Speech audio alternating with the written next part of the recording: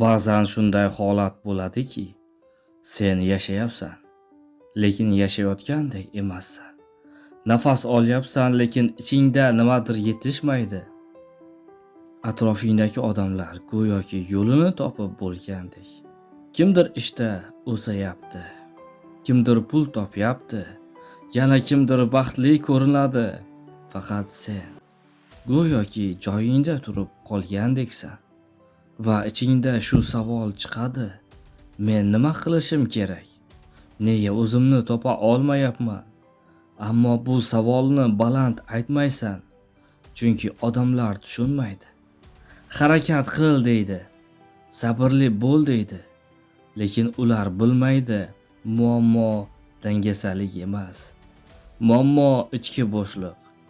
Haqiqat shuki, inson hayotida yo'qolib qoladigan davr bo'ladi. Bu zaiflik emas, bu o'sishdan oldingi sukunat. Daraxt ham avval ildiz otadi. Ildiz esa ko'rinmaydi.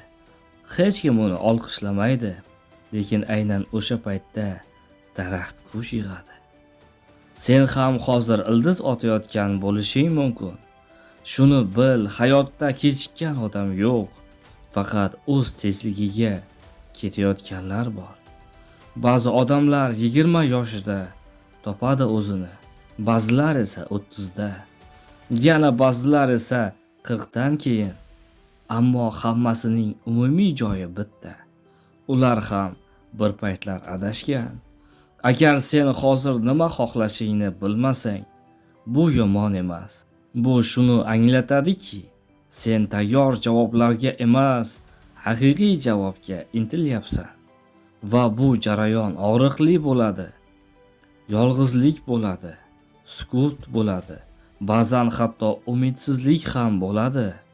Lekin aynan shu davrda inson soxta orzulardan tozalanadi, o'ziga begona yo'llardan voz kechadi. Shoshma, o'zingni majburlama, boshqalar hayoti bilan o'lchama.